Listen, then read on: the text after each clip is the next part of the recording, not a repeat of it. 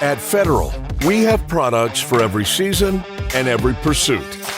Our passionate and dedicated teams design, build, and deliver the world's best American-made ammunition, whether you're hunting, target shooting, or defending yourself and family.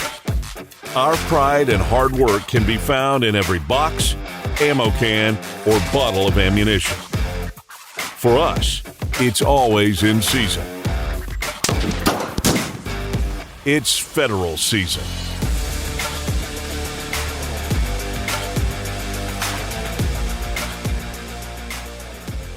Welcome to Federal Ammunition's podcast, It's Federal Season. I'm Jason Nash, VP of Marketing, and along with me today is Director of Media, Brian Kelvington. Jason, how's it going today? We had a good one on. I think we had a really special conversation coming up. We do, absolutely. A couple of great guests. Today they're very well known to outdoor enthusiasts on social in particular. Federal Ambassador Hannah Barron and her dad, Jeff Barron.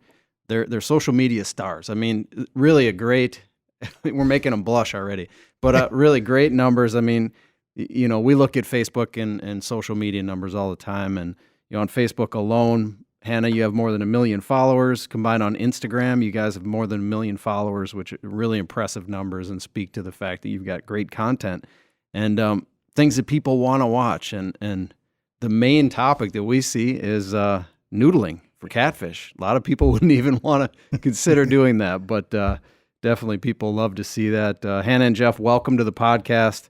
We're really happy to have you here today at Federal. Great to be here, fellas. Thank you. Thank y'all for having us. So usually we talk about hunting or shooting in particular on this podcast, and we'll get into that for sure. But the first thing we want to talk about is basically the staple of your social media accounts, and that is noodling. So many of our listeners have probably seen short clips on YouTube. They've seen it on TV shows, or, I know our buddy Jackie Bushman has done it before, fully dressed. He's... Oh, yeah. No doubt. Yeah, we talked to him about doing that one time, but I don't think we ever got it, sealed up. But we were supposed to, and probably will in the future. So maybe we'll get him out there. That'd be great to see. But and then you even know how legitimate it is when Mike Rowe, he shot his pilot episode of Dirty Jobs on noodling. Mm-hmm. I mean, so that legitimizes that in a hurry. Yeah, I didn't see that one. He shot a pilot episode of Dirty Jobs on noodling. Yeah. It is a dirty job, but somebody's got dirty job. So what is noodling? Noodle. So the name doesn't go with it at all. So I don't really know why they decided to call it catfish noodling, because when we hear catfish noodling, originally we thought, pool noodles that you cut up and you tie a line to and you throw them out. Yeah, with the bait on it and all that, but that's not. Catfish that way. That's what we always called noodling. But I like hand fishing. Yeah, hand fishing, grappling, whatever you want to call it. Yeah, it's hogging. Yeah, it's hogging in Illinois. It's grappling in Mississippi. It's noodling in Oklahoma, and I guess back home noodling. But the whole concept, what it is hand fishing. Yeah, catching catfish with your hands, and it's while they're spawning. They're in these holes where sunlight can't get to because it's bad for their eggs. So I guess natural holes would be in the banks, stumps. We started originally under boat ramps. Anything. Now we're building boxes just because of all the competition that we've got in the natural holes. But what it is they're laying their eggs in these holes, and when you put your hand, a stick to check it, anything in there, they attack it to protect their bedding area. And then when they bite your hand, you grab onto them and pull them out and hold on. That's it. Who's the first person to do that? That's I would love to know. I don't know. Probably one hungry joker. Yeah, he was hungry. There ain't no doubt. Yeah, he had to have something to eat. Yeah, something bit me, and I'm fixing to go in there and get it. Yeah, about to starve to death. You're sitting around in a group with your buddies, and somebody raises their hand. I'll be the first to do that. It's like it's just a concept that's foreign to us, right? We walk on 4 inches of ice, and people laugh at us for that. But you guys put your hands down in a totally hole. Different world. Yeah. And it goes against every instinct you've got. And every new person we take, the first thing they want to do when they get bit is, pull their hand back. And what you got to do is you just got to feed it to them. Yeah. You got to stick it on in there. Yeah, you can't pull it back. Yeah, that's where we came up with the hashtag get bit. because you know that's main really why part we of do it noodling. is for that feeling to get it's fun. Mm-hmm. And you stick your Adrenaline hand rush. in there, and he just, I mean, that's what that, they swallow you. Oh, you've got the mark right there. Yeah, that's just from yesterday. We went yesterday and caught a few. I saw you've studied. We're probably going to talk about this later, but the blue cats bite harder, right? Oh, they do. Oh yeah, Like slamming your arm in a car door. yeah, they bite. You can hear your knuckles pop underwater, because we tell everybody to keep their fist, and that way they don't have one or two fingers out there that they can break because they'll break them. Man. And it's just safer, we don't want nobody to get It's harder hurt. to break a finger when you got a fist. Sure. Yeah, I got one broke here, and then I got one broke here, so, Yeah, when he holds them up, you can see they're crooked. yeah, they're pretty crooked from this. There goes your piano career, right? Yeah, and guitar, yeah. And then we had Brantley Gilbert yesterday come with us, and, we don't need to get him busted up. We're always super careful though with new people or Yeah. People like Keep the that. fist. We got gloves and sleeves because, Mm-hmm. tattoos or whatever, we don't want to get them because they do. They're pretty scratch rough. you up a little bit. It's like their teeth are like sandpaper Mm-hmm. Kind of like a bass, right? Largemouth bass. Yeah. on Yeah. steroids. Yeah, on steroids, yeah. Well, when they bite, the blues just bite so hard, and then when they're up here and you pull them out and they're spinning, man, they're Cutting they're your eating. wrist up. they're eating it up pretty good. We got our own techniques, I guess. So Yeah, we don't hurt It the all works fish. I out. mean, the fish, we re-tag them and release them all. I mean, every now and then we'll keep a small one if somebody wants to fry fish or something. But Mm-hmm. but we release most of them. That way they can lay their eggs and we can catch them again next year, which the first fish we caught yesterday with Brantley Gilbert had been tagged 2 times already. So we'd already caught that same fish twice. Mm. yeah, and it's just a zip tie. I mean, it's not like we're putting, it's not sophisticated at all. It's just a different just- color zip tie. And then that way we do know when we catch them. And we do know that we're not harming them the way we're catching them. We've had a lot of people say, "Oh, you're putting your hands through their gills, or And we're you're not, I mean- suffocating them," and we're not at all. We always are super careful to make sure that our arm, or hands, or anything are going between the gills and the gill plate, and they're not harming the gills at all. And if we ever even think a fish is hurt, we'll take Yeah, it back. that'll be and the eat it. one. Yeah, you'll have to Because- pay the, Mhm. yeah. Yeah, we don't want anything to go to waste. Yeah. We Yeah. still have respect for Oh, the yeah. fish. Well, I mean, this is the way we you make some of the living doing this. So, I mean, we've got to protect it. Sustain it. Yeah. Mm-hmm. So talk about that. The first time you filmed noodling and posted the video on social media, were you surprised? Oh, very. Yeah, it was all an accident. All this was an accident because, I mean, grew up hunting and fishing, and we first started noodling back in, I don't know, I 10. was, Yeah, probably 10. I was 15 or 16, somewhere in there, when Dad's got a sawmill, and our game warden, he moved down from another county to ours, and, I mean, next door neighbors with us pretty much, and Dad cut up a bunch of wood for him on the sawmill, and he said, "Y'all want to go noodling?" I didn't charge him, of course. You got to politic where you can. You know what I mean? Oh, yeah. Yeah, I But- didn't charge him, and so I guess in payment. Yeah, he took us catfish noodling. But years later, in 2016, we bought this little video camera. Tell him the thing. story about the video camera. What we did the first. the first time we ever tried to use it, because I had Instagram and Facebook at the time, but it was just personal pages. Dad still had a flip phone. Nothing wrong with a flip. No, I know it. I wish I had it back. It was so much. Life was so much simpler back then. Yeah. They're making a comeback. Are they? Yeah. Yeah. You I may want one? I may have to go back to that. I probably couldn't deal with it now, though, could I? I don't know. Probably not. It'd take you forever to text. But we bought this little camera, and there wasn't much to it. I don't even know what kind it was. We still got it, but a little handheld camera, video camera. And we had it on a tripod on the front of the boat. First time we'd ever used it, turned it on, and I guess we rocked the boat or something, and it flips right over in the water. I mean, brand new, right out of the box. Oh. It So here- worked, though. After that, Our it worked. filming career just went right in the water. Brian holds the record for the fastest breaking of a smartphone. Oh, boy. Oh. So How old was it? 4 hours. Less than 4 hours. Oh, yeah, really? You know, I got it. Oh boy, this is a bad one. But I got it issued to me at about 8 o'clock, and I went out to lunch at 11:30, and I had it on a clip, and I went to take it off my waistband, and it hit the ground out in the parking lot here at Federal, and I had to walk back in with my head down, and Oh, it busted it. Oh yeah. Did it? Ooh, Yep. Mm. that's rough. Yeah. So- well. So you got a replacement camera. Well, it was and- the same camera. It No, still it worked still after that, worked? even Oh, if it okay. went No, swimming. we had to dry it for 2 or 3 days, but it did work. Yeah. After that it worked. But I don't even know what made us buy the camera in the first place and not just use our phones, but we did anyways. And we recorded like one good fish that day, because usually we're all in the water. This is back when we were just checking natural holes or boat ramps, and with those you almost all have to be in the water to block a hole, because they can come out from different ones. They'll be They got connected. plenty of places. But we recorded one fish that I posted, and I didn't really send it around, I don't think, or anything. I just posted it on Instagram, and somehow people saw it and reposted it on Facebook, and it ended up getting like 25 million views that first week. But at that time, not many people had heard of catfish noodling, and I guess Well, not where we're at anymore. hardly anywhere. I mean, we're the ones that made it popular, other than like the hillbilly hand fishing folks, I guess. But I guess that whole surprise factor is what helped us, and seeing me, because I'm small and a girl out there doing it, and it blew up. And then my social media started growing from there. He ended up getting a smartphone, and I made him an Instagram. Oh, and I'm big time now. And he's still like, Hannah, post this. Yeah.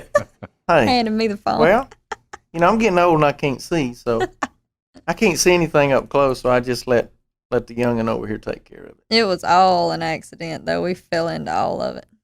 That's a great And story. We hadn't really changed anything, because our whole big thing is trying to stay real with people. Mm-hmm. Because Yeah, we're still rednecks. I mean, yeah, there ain't we're no getting still around rednecks. it. Yep. Country come to town, let me tell you. Well, there's something to be said about authenticity, right? And people feel that, and they watch that, they understand that this is you guys, and it's not an act. This is you, and that's what makes it so fun to watch too, as well. So what goes into? I mean, we see all the success that you have catching the fish, but what goes into all the planning and where you find them? I mean, I'm sure there's a ton of work. well, the downside to the video going viral and my social media pages were that people saw us out there doing it, and then they wanted to try the whole catfish noodling thing, and we ended up taking a few people that kind of bit us in the tail and came back to our spots that we had found, and That's really when the redneck comes out. Then we're not we're not gonna get into we're all not that. going to talk about all that. But started fishing the same holes, so we had all these competitions, People from other people fishing the same holes as us. So we started building boxes, and That's where the work comes in. that's where the work comes in. And all the boxes we built are, out of wood he cut on the sawmill, and then we put together. And in several states it's not legal, I guess, because people trash up the water. But in Alabama it is. We're don't not put putting any anything out that won't plastic, rot yeah. away. There's no everything's plastic or wood, anything like that. It's all wood, Mhm. biodegradable. rock So or whatever to hold them down. just gives them more places to bed. But we know where all of our boxes are, and unless some other people are checking them, which I'm sure we'll have problems with that too. But Yeah. But to GPS them is what we did. We just GPS them all because we've got hundreds of them on several different lakes.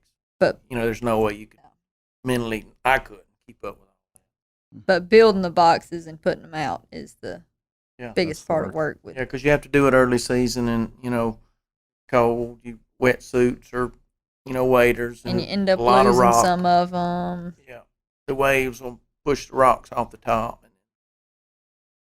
It's a pain, but I mean, it's worth it because now we can, you can get out of the boat, you can go over and check a hole, and you're not digging around in the bank with the beaver and the turtles and, that kind of And the fish can get in and out of the boxes. They're not trapped in there at all. Mm-hmm. Oh, Um, yeah. They've just got a hole in the front, and they'll go in there. It's just like a stump or something to them. It's just another place to bed.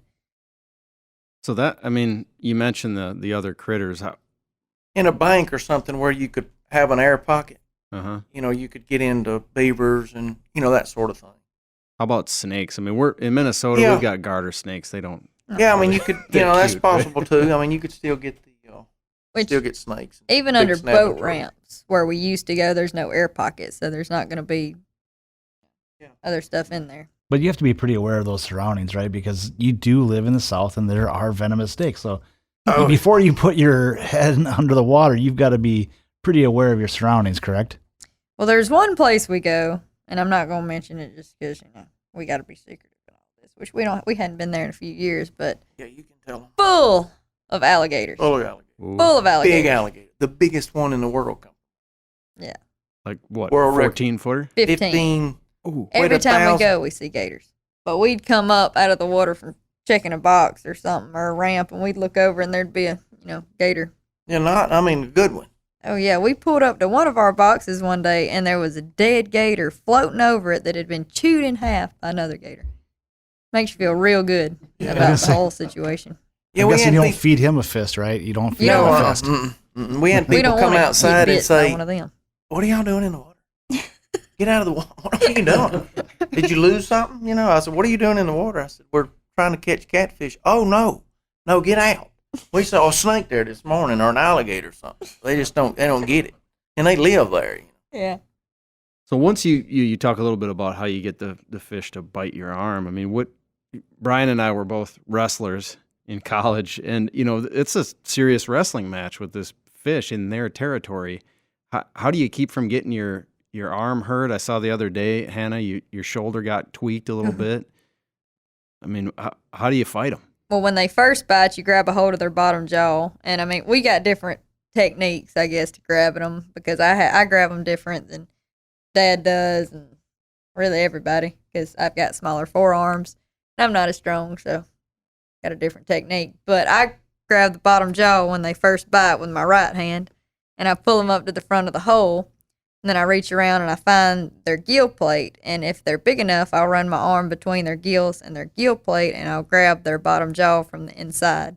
So I've got the whole head, and it's really hard to just explain it without using my hands. I think they'll get the gist of what you're saying. Right. Yeah, and they But can watch your videos You while watch they're a video listening. and you can see exactly how I grab Well, them. see, she's got it like that. a lot of the- leverage. She's got it in the elbow. I mean, really. Yeah, and the only way then that I've come close to breaking my arm twice. Once this year and one last year, and then on those I've kind of relaxed yeah. enough, and then when they spun, they twisted me around behind my back and had me like in a chicken wing position. And if they'd have kept spinning, it could have busted that elbow. Thank you, Daddy. Thank you, Daddy. Oh, but he grabs them. He used to just use both hands, but last year he busted his bicep tendon on his left arm off the bone, and he kept catfish noodling. That's real smart. Somebody had to get out there and But he was catching them with one arm, and we figured out to do it, kind of like the way I do it, but just using that right arm and running through the mouth and out the gill plate and grabbing that gill plate from the inside and holding them like that. just the one hand and just try to keep us, Keep them tight to you so they can't spin so much. because when they spin, they're super strong. And I come close this year too. Yeah, it's scared But I was catching last year, a 58-pound fish. That was, with one arm big fish. But and then, a broke finger on that arm. Yeah. Wow. But this year, the 40-something pound fish was just, some of them are just really, The 40-pound fish are just mean. they're Like, mean the and they're meanest ones. fast. So it spun and it got me, back here pretty good. Because they're small enough to still be real spunky and quick, And and they're they're fast. big enough that they got enough oomph behind them to There you bust go. something up. There you go. So if you have, say you have a fish on, right, and this fish it could be a 40-pounder or whatever, right?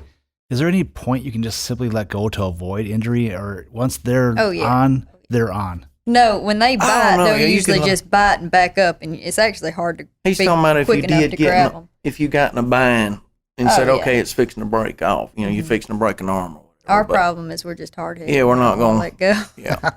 Yeah, we're not going to let go. That Root thought hog never or crossed my die. We're mind. going to put him in the boat. We got to look at him. Yeah. But yeah, you can always just let go, except on the blue cat. Sometimes they bite hard enough and they don't let go, that they'll get a hold of one finger and twist it enough. Was that Brantley or Aaron yesterday that just pushed him out of the hole and he still had it and it was just bit onto him, just wouldn't turn him loose? Remember, I They know won't. Heather Lynn with Black Rifle Coffee got a hold of a blue cat, and she was holding it, and when he freaked out, somehow he ended up with only that ring finger in his mouth. Yeah. Twisted and busted a ligament in her hand. Yeah, she's 3 months in a. Or it was 1 to 3 months in a splint. And This one, I know we've got some busted up stuff Yeah. because I still got a crooked pinky from the first fish I caught this year, and we ain't even gonna get started on Dad's hands. Wow. It's a tough sport. So we talked a little bit about the kinds of catfish you catch. Is it mostly channels? no channels. Yeah, Oh, she it's all don't. Yeah, she won't. Flatheads. Flatheads and blue cats. Yeah. Okay. We've caught a couple channel cats, but I don't like them. The fins on I got those smaller stuck in fish. the arm with one of them. Mm. I don't like them. This channel cat in the hole, y'all can have him. Yeah. Mhm. They're too small. The to smaller really the worry fish, about. the harder it is to hold. Yes. I know that sounds crazy, but when you can't get a Good hold. you on. can't get a good hold on him. If you got 2 fingers in his mouth, and there's just nowhere to, it's hard to hold him. Mm-hmm. But if you got a bigger one where you can do what we're talking about and go through that inside of that mouth and just get that gill plate, and You got more leverage. You got a good hold on him. he's Better. going to spin the same way every time every one of them do, so you automatically know what's fixing to happen. Explaining all that to new people that we take though is It's really it's hard because like all this happens while you're underwater, and Yeah. I can't hold my breath long. So he can. He's got about 2 minutes underwater. I got 4 seconds. she's full of it. She I can gotta hold do her I've seen all you under this for longer than quick. Yeah, I was that. gonna say. Yeah, I've she's watched some fun. videos, Hannah. You can hold it for more than 4 But seconds. every time we do this, I mean, 99% of the time it's new people. Right.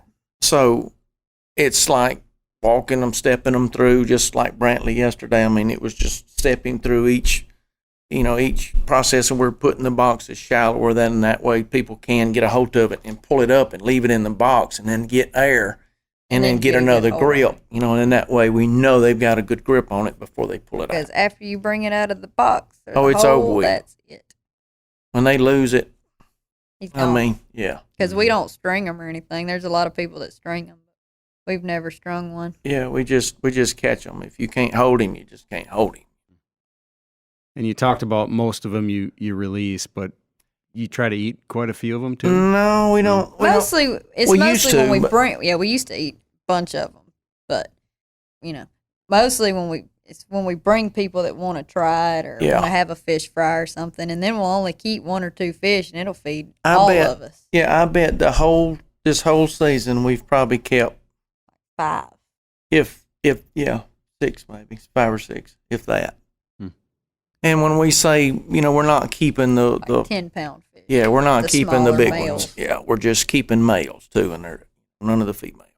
Because what we're catching now, the most of the fish that we catch that are tagged are males. Mhm.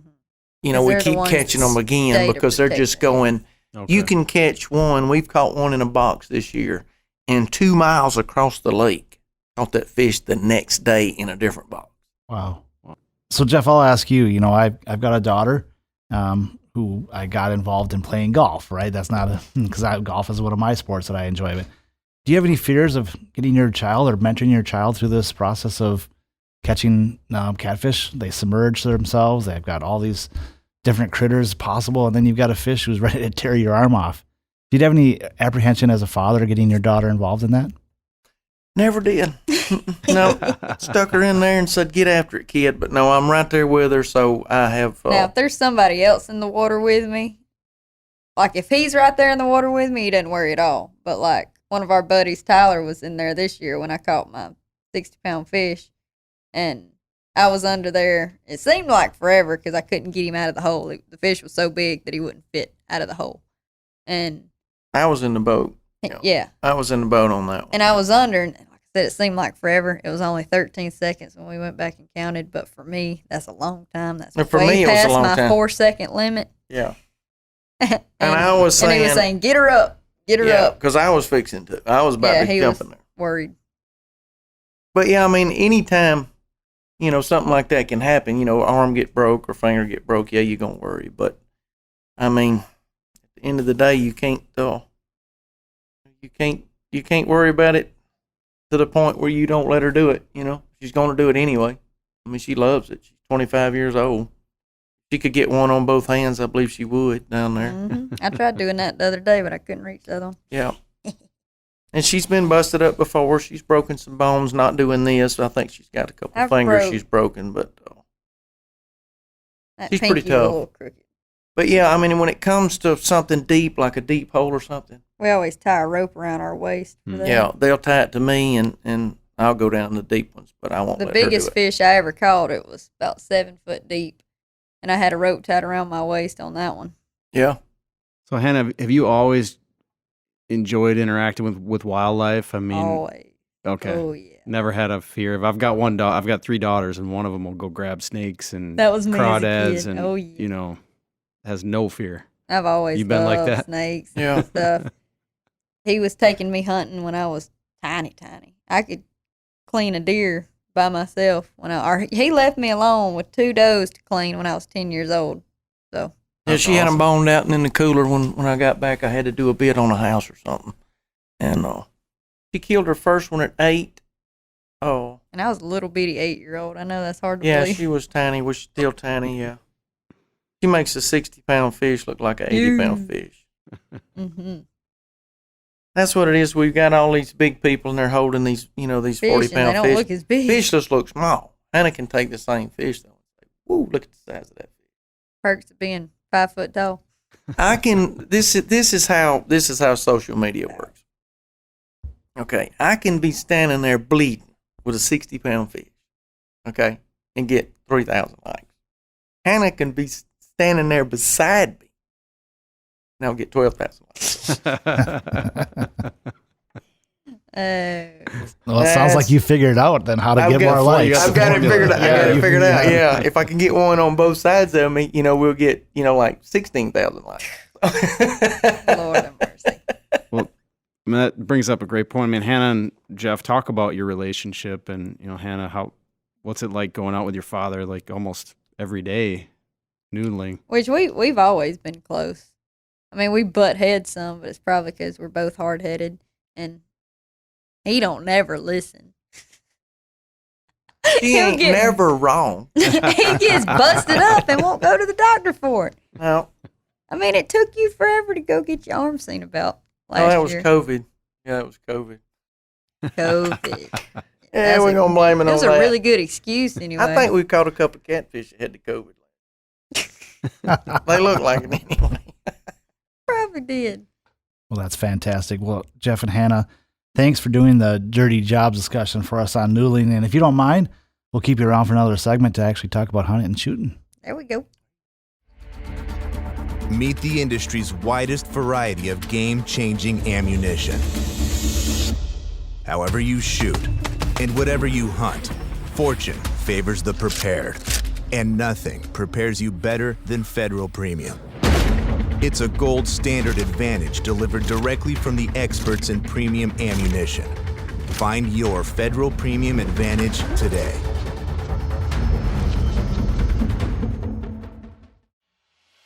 Well, we're back with Hannah and Jeff Barron, and they're going to join us for a second segment to talk about one of our favorite topics here at Federal, hunting and shooting. So, Jeff, you raised Hannah in Alabama, a state rich with tradition in hunting and shooting. When did you get started in hunting? Ooh, me? Yeah, you. He don't remember. Yeah, I can't remember back that far. Yeah. I think I was probably 4 or 5. I don't know. And Pop took me squirrel hunting, 410, killed my first squirrel and rabbit, and he worked most of the time, so I sort of had to take it on my own and just go with it. I remember Mom calling the sheriff department when I was 6, I think, because I had stayed gone all day long. I don't think they ever did find me, but I finally made it back home. A box full of squirrels. Yeah.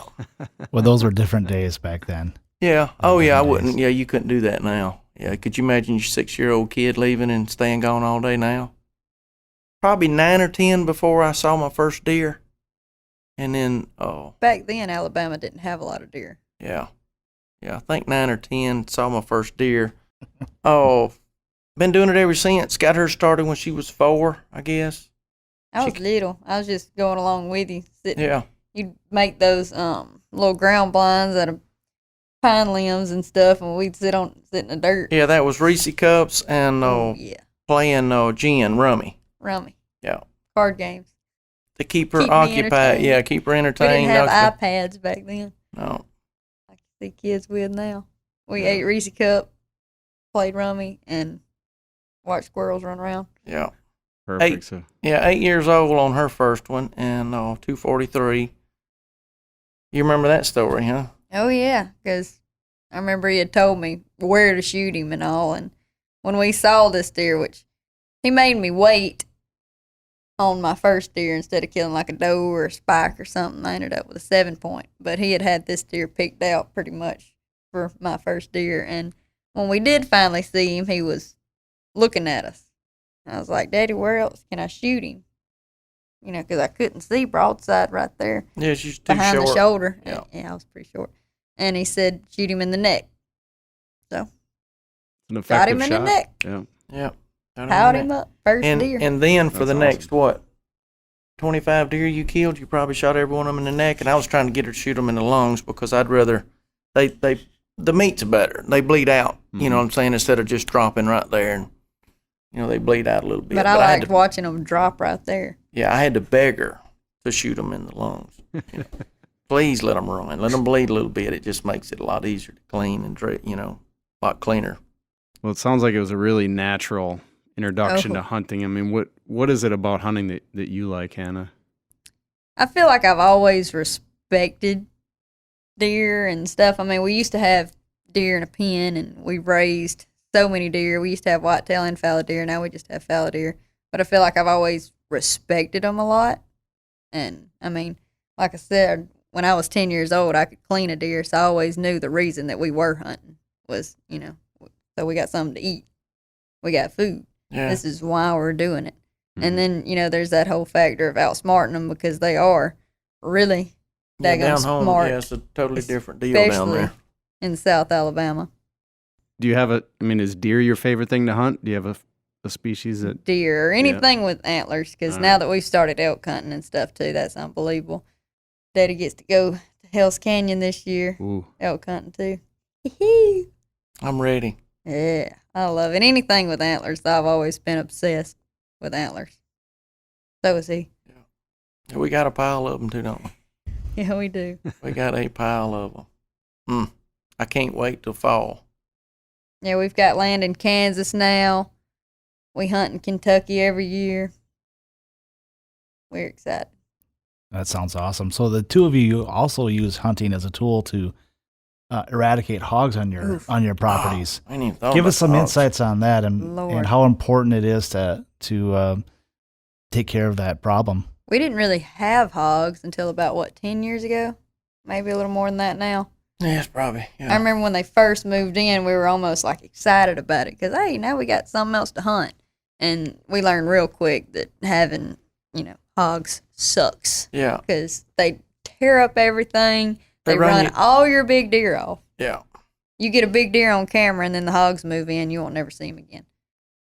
They can't stand being around them. But we State- hunt. Oh, my bad. Go ahead. The state says you have to take 70% of the population of hogs out every year just to maintain some kind of order. that's a lot of hogs. They reproduce Because they reproduce fast. so fast. So if you're not taking 70%, then you're backing up. Mhm. So that's what we've done. I guess we've got one spot. I don't know how many hundreds of hogs that we've taken off of this one farmer's property. Still. Over the years, it's But this same farmer, he's been a real close friend of the family for as long as I've been. 30 Hunting. years. Yeah, 30 years. So And when, we first started having the hog problems, it really hit him hard because they're tearing up his field. And yeah, he's cattle and he's peanuts and corn and growing all that. And so it's they just hit him real hard. And every time he starts seeing hog signs, he calls us. we Well, go to trapping. Mm-hmm. We'll move the hog trap over there and try to Mhm. take as many out as we can because they're just killing him. Yeah, And but his I don't know how livelihood. many we've killed with a gun sitting in a tree stand either. Just just piles of them. And that's filling the freezer up too, because a hog that's eating corn and Oh, they're soybeans so and good. peanuts is delicious. That's what we I mean, always eat for Thanksgiving and Christmas meals. Yeah, yeah. We cooked a whole one on the pit. Just Mhm. with skin on. And you just take 5 or 6 hours to cook it over open. Man, let me tell you, Good. I used to hunt a ranch in Texas where they'd cook them in the ground. Ooh. Yeah. Oh, that's good too. That's good, yeah. They do got some good flavors.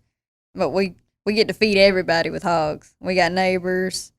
We got folks that are a little less fortunate, you'd say, that, we always take Oh, yeah. hogs or deer too. I mean, we killed a deer for him one Thanksgiving. That's what they wanted for their Thanksgiving meal was a deer. So we killed a doe and took it over there to him. But we keep everybody fed. Yeah, the whole community, so we keep them fed. We make our own, smoke our own sausage, bacon, hams, all that stuff. We got smokehouses and know how to do it. So we're pretty much, I guess, self-sufficient. We could make it if we had to, Mm-hmm. That's awesome. We know how to salt cure hams and all that right there. And so. anything he don't know how to do, my granddaddy knows how to do. Yeah, so I mean, yeah, I think if you cut the power off, and I think we'd be okay. As long as we had some federal ammunition, we'd All be right. So what's the weirdest animal you've ever hunted? And if the deer and hogs were gone and the power went out, what could you sustain yourself on? Oh, we'd be eating snakes Like and locusts? frogs and turtles. Turtles is That's his Oh. favorite thing to eat. Yeah, I love snapping turtle. Yeah, but what would we? I guess squirrels, If we just had to have something to live off of. squirrels and rabbits. Squirrels, rabbits. Stew. We Yeah. ate raccoons. Yeah, possums ain't nothing safe around. Yeah, I mean, yeah, about anything, I guess. So if we wouldn't go hungry, I don't think. When we moved off from one place, they'd just be a stack of bones, and I guess we just moved to another. Let's talk calibers. What's your go-to and the bullet style that you prefer? 308. It's a good one. Which he started me out with the 243. And then I moved to that, what was that?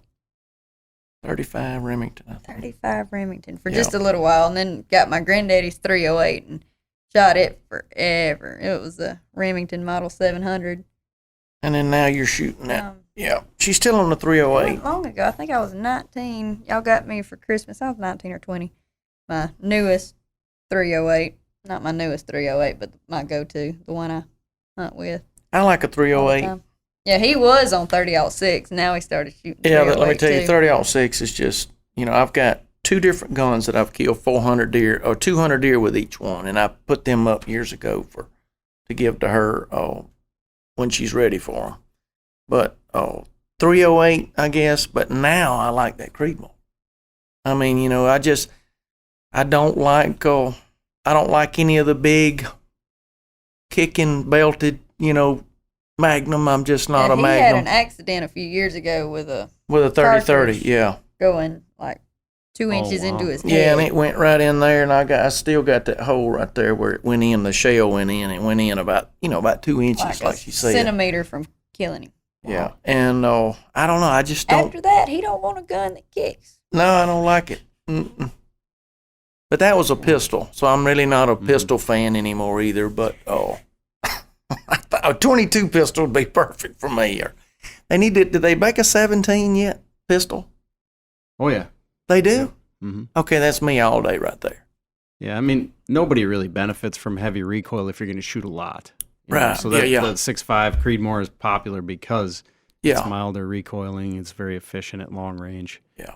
So it's some good stuff. Yeah, it's good stuff. I like it, and it's super effective too. The little 95 grain, varmint. I've been shooting them in an AR, and you talking about wear some hogs out. mm-hmm. It'll eat them up. I mean, just they don't move. You put it right in there behind that ear, and just it's over with. It works. So you guys also highlight cooking on your show. You talk yeah. about cooking hogs, and what's your favorite game to prepare and your favorite method? So the hog hams on the smaller hogs, I'll inject them with garlic and butter, garlic, salt, and butter. Just mix it together, melt the butter, and then just pump as much as those hams will hold. Put them on the smoker for an hour. My mouth's watering thinking about it. I'm getting hungry. But put them on the smoker for about an hour. Cut up a bell pepper and an onion. Get the oven to probably 375, something like that. Take them out of that smokehouse. Put them in that aluminum foil. Cover them with the bell pepper and the onion. wrap them up tight in aluminum foil or a roasting pan, put them in the oven for about 2 or 3 hours. And then you could just pop it off, pull the bone out. Which he's got a lot of cooking videos on his YouTube of wild game and stuff. I mean, we got dove gravy, squirrel gravy. We've got the turtle. Yeah, I got the turtle on there too. Yeah, I think I did it, pressure in the Instapot or something. And then, well, turtle's good. Yeah. On that note, let's go get some food. Yeah, let me tell you. Hungry. But no, thank you very much for joining us on the podcast. And oh man, I enjoyed it. I appreciate y'all having us. Yeah, being great advocates and mentorships that you guys do with young people, getting them involved, and all the great video and content you put out. We're just excited to have you as in our family, in the federal family. Oh man, I can't thank y'all enough for having us up here. We sure do. Yeah, we love it. Yeah, this is Jason. This is the farthest north they've been in there. It is ever. Wow, welcome. Yeah, welcome. Yeah, the weather's good. I mean, tomorrow we'll bring you back in the winter. Oof. Yeah, he said 20 below a while ago, and I just started shaking. I said, well, we left, it's 90. Well, y'all get the 90 up here, too. Mm-hmm. He said something, Brian was talking about 100 this year already. I think that's got us beat down home. That's what's strange. I mean, it's crazy. We don't get no 20 below stuff, though. 20 below down home. Y'all can have that. I think we got about 9 degrees down home, though. That's cold. Well, thanks again. You guys have been great. We really appreciate you coming in thank today. y'all. Yeah. And if you don't follow Jeff and Hannah on social media, look them up, Instagram and Facebook, for great recipes and hunting tips. Appreciate y'all. There's a time and a place for every season. This is that time, and these are those special places. When preparation gives way to anticipation, rituals, and traditions. Friends, family, forever. This is what you live for. It's time to celebrate the annual tradition like no other. It's federal season. Welcome back to It's Federal Season and the News and Notes segment. Federal Ammunition is very proud of the performances turned in at the Olympics by our sponsored athletes. Here is a recap of the success they enjoyed representing the United States and Federal. Vincent Hadcock is now a 3-time Olympic champion following his gold medal performance in Tokyo. Hancock made the men's skeet finals in a shoot-off and then bested the remaining 5 contenders, hitting 59 of 60 targets, setting an Olympic record. Hancock is the first male shooter to ever win 3 gold medals in this event, adding to the ones he won in Beijing in 2008 and London in 2012. Kaylee Browning captured a silver medal in women's trap. Browning, an Arkansas native, shot her way into the finals in the 6th position and then climbed into the final pairing with some clutch shooting. The first-time Olympian missed extending the match over her Slovakian competitor by 1 target, but reached her Olympic dream of medaling by winning silver for the United States of America. In its Olympic debut, federal-sponsored athlete Brian Burrows and teammate Madeline Bernal claimed the bronze medal in mixed team trap at the Tokyo Olympic Games. The pair qualified for the bronze medal match by posting a 146 out of 150 in the qualifications. In their bronze medal match, they faced the team from Slovakia, which included the women's individual gold medalist in trap. Austin Smith and Derek Mine also competed in their disciplines of women's skeet and men's trap. Both competed at a high level in their first Olympic competition and gained valuable experience. All federal-sponsored shooters used gold medal paper shot shells built by American workers at our American manufacturing facility located right here in Anoka, Minnesota. If you like the It's Federal Season podcast, be sure to let us know by filling out a rating and review on iTunes. And remember, for us, it's always in season. It's federal season.